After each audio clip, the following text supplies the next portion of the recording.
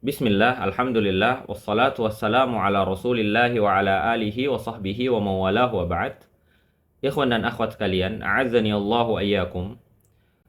Pada pembahasan hukum-hukum i'rab, kita telah mempelajari bahwa setiap isim dan setiap fi'il mudhari yang menyusun suatu kalimat pasti mendapatkan hukum i'rab. Baik isim dan fi'il mudhari itu mu'rab maupun isim dan fi'il mudhari itu mabni.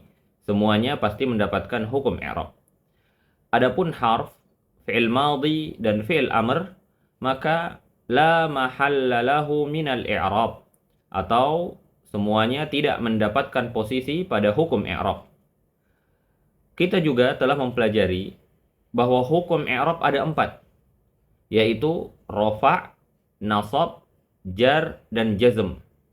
Jika isim dan fi'il mudhari itu mu'rab, maka ketika mendapatkan hukum rafa', dia disebut isim yang marfu'. Dia disebut fi'il mudhari yang marfu'. Jika dia mendapatkan hukum nasab, maka dia akan disebut sebagai isim atau fi'il mudhari yang mansub. Dan jika mendapatkan hukum jar, maka dia akan disebut sebagai isim yang majrur. Nah, begitu juga jika dia mendapatkan hukum jazm, maka akan disebut sebagai fi'il mudhari yang majzum. Itu untuk isim dan fi'il mudhari yang mu'rab, mendapatkan istilah marfu', mansub, majrur, dan majzum. Adapun jika keduanya mabni, yaitu isim dan fi'il mudhari, maka diistilahkan dengan kata fi mahalli, atau pada posisi. Fi mahalli raf'in, fi mahalli nasbin, fi mahalli jarrin, atau fi mahalli jazmin. Pada kesempatan yang lain, kita juga telah menjelaskan tanda-tanda i'rab dari setiap hukum. Seperti hukum rafa' dengan alamat asal dhammah, kemudian hukum nasab dengan fathah, kemudian hukum jar dengan kasrah, jazm dengan sukun, dan ada pula alamat-alamat cabang selain dari alamat-alamat tadi. Nah, yang kita sebutkan tadi adalah alamat-alamat asli. Dan selain itu ada alamat-alamat cabang yang dapat kita murajaah pada pembahasan alamat-alamat i'rab sebelumnya. Ikhwan dan akhwat sekalian, a'azzani Allah wa iyyakum. Subjek dalam bahasa Arab selalu mendapatkan hukum i'rab rafa'. Dan dalam jumlah fi'liyah atau kalimat fi'liyah ada 2 macam subjek, yaitu fa'il yang merupakan pelaku pada kata kerja aktif. Dan yang kedua, naib fa'il yang merupakan pengganti pelaku pada kata kerja pasif. Karena memang kata kerja pasif itu tidak membutuhkan pelaku. Yang dia butuhkan adalah objek yang kemudian dijadikan sebagai pengganti pelaku. Contoh fa'il seperti pada kalimat yaqra'u aliyun al-kitaba. Ali sedang membaca buku.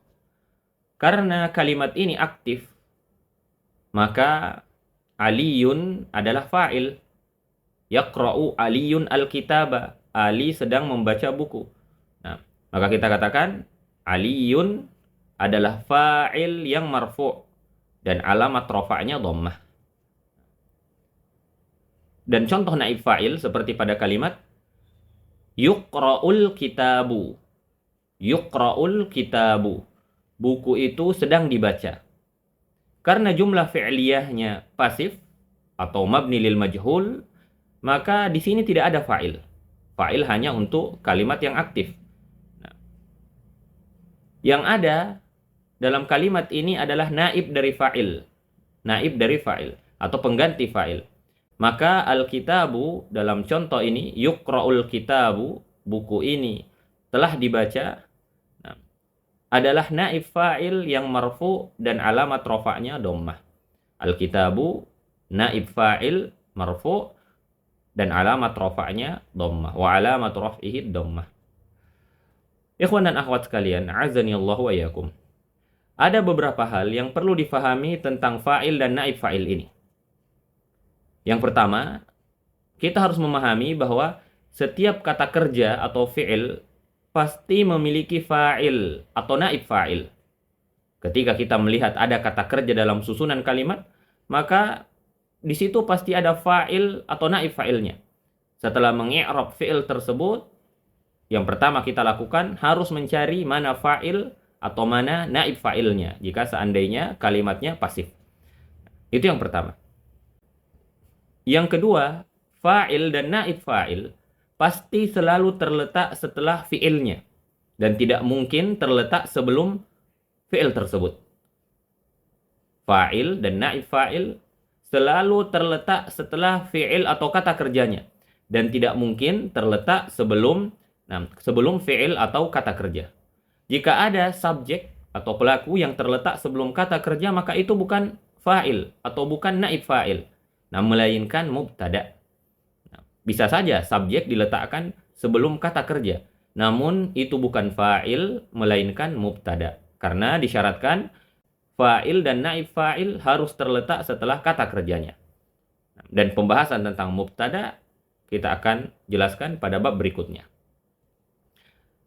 Kemudian yang ketiga, fa'il dan naib fa'il selalu rafa', selalu mendapatkan hukum rafa'. Jika dia adalah isim yang mu'raf, maka kita katakan dia adalah fa'il yang marfu'. Adapun jika mabni, maka fi mahalli raf'in. Intinya, fa'il pasti mendapatkan hukum rafa'. Jika mu'rab, dia disebut fa'il yang marfu', lalu kita cari alamatnya, misalnya wa alamat raf'ihi dhammah, dan alamat rafa'nya dhammah, atau alamat rafa'nya waw, atau alamat rafa'nya alif. Intinya ketika dia mu'rab maka dia marfu. Adapun jika fa'il itu mabni, maka dia disebut dengan istilah fi mahalli raf'in. Dia adalah fa'il fi mahalli raf'in. Contoh fa'il yang mu'rab pada kalimat jalasa Muhammadun. Muhammad telah duduk. Muhammadun di sini adalah fa'il yang marfu'. Fa'ilun marfu'un. Karena Muhammad mu'rab. Jadi dia menggunakan istilah marfu'. Fa'ilun marfu'un. Wa alamatu raf'ihi dhammah. Dan alamat rafa'nya adalah dhammah. Dan contoh fa'il yang mabni, misalnya kita katakan jalasa Sibawaihi. Tadi jalasa Muhammadun. Untuk yang mabni contohnya jalasa Sibawaihi. Sibawaihi telah duduk. Karena kata Sibawaihi adalah isim yang mabni alal kasri. Kenapa dia mabni alal kasri? Karena setiap nama yang berakhiran dengan waih pasti mabni. Dan ini telah kita jelaskan di babnya. Di bab tentang mu'rab dan mabni. Maka ketika di i'rab kita mengatakan bahwasanya Sibawaihi adalah fa'il. Bukan fa'il yang marfu', tapi fa'il fi mahalli raf'in mabni alal kasri.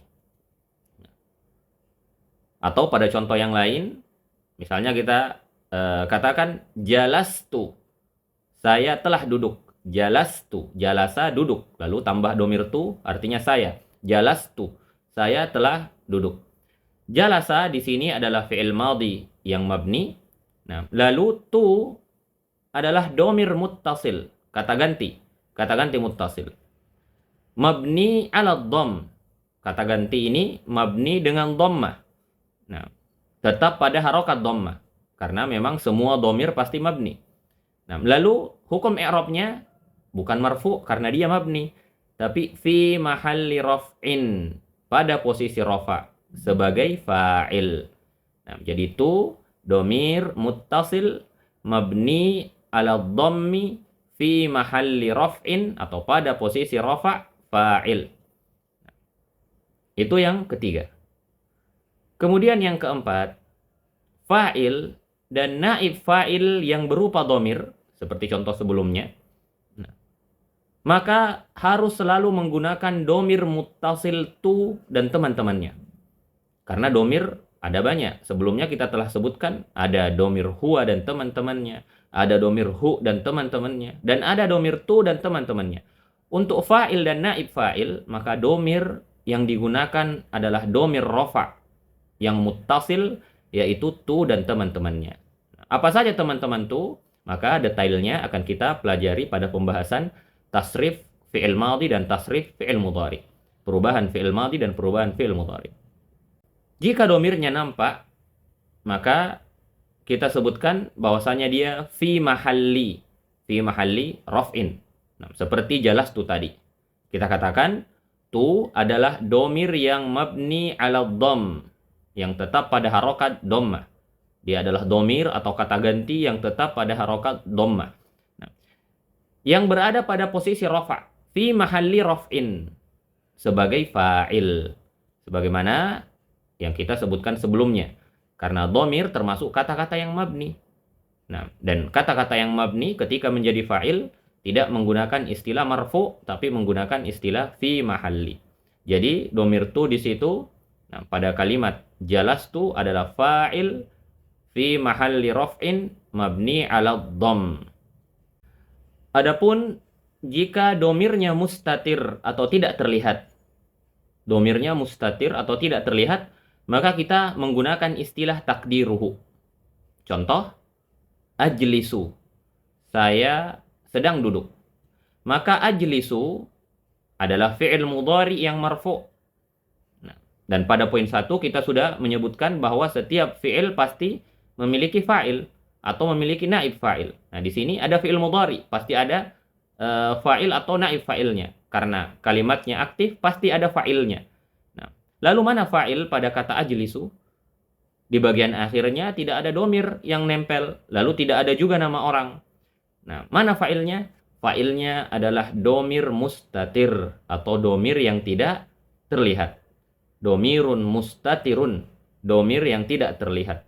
Nah, siapa domir yang tidak terlihat itu? Nah, domir yang tidak terlihat itu adalah ana. Maka kita katakan, nah, wa fa'iluhu, dan fa'il dari jalastu adalah domirun mustatirun, domir yang tidak terlihat. Takdiruhu ana, yaitu ana. Nah, jadi istilahnya takdiruhu yang tidak terlihat itu. Nah, kita kira-kira siapa dia? Kita katakan takdiruhu huwa, takdiruhu anta, takdiruhu ana, dan seterusnya. Nah, atau pada kata duriba, dia telah dipukul. Nah, ini kata kerjanya pasif. Maka kita katakan duriba fi'il madhi. Nah, dia mabni alal fathi la mahalla lahu minal i'rab.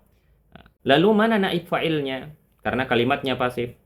Kita katakan naib fa'ilnya adalah domir mustatir, domir yang tidak terlihat. Takdiruhu huwa. Nah, dan jika istilah-istilah tadi asing bagi antum atau masih sangat sulit untuk difahami, yang poin keempat tadi, maka yang terpenting adalah antum memahami bahwa setiap kata kerja pasti memiliki subjek. Setiap fi'il pasti memiliki subjek, baik itu fa'il atau naib fa'il. Jika kalimatnya aktif, maka subjeknya adalah fa'il. Jika kalimatnya pasif, maka subjeknya adalah naib fa'il. Kemudian yang kedua, antum memahami bahwasanya fa'il dan naib fa'il selalu terletak setelah kata kerjanya dan tidak mungkin terletak sebelum kata kerjanya. Nah, jika ada subjek yang terletak setelah kata kerja, maka itu bukan fa'il atau naib fa'il, melainkan mubtada. Kemudian fa'il dan naib fa'il selalu mendapatkan hukum rafa. Jika dia mu'rab, maka dikatakan marfu' dengan alamat rafa yang dulu telah kita bahas. Kemudian jika dia mabni, maka dikatakan fi mahalli raf'in. Dan yang terakhir, bahwa setiap fa'il dan naib fa'il yang berupa domir, nah, maka dia hanya bisa menggunakan domir tu dan teman-temannya. Dan itu akan kita bahas secara khusus pada babnya di kemudian hari. Itu pembahasan kita pada hari ini. Hadza wa sallallahu ala nabiyyina Muhammadin wa ala alihi wa sahbihi wa sallim.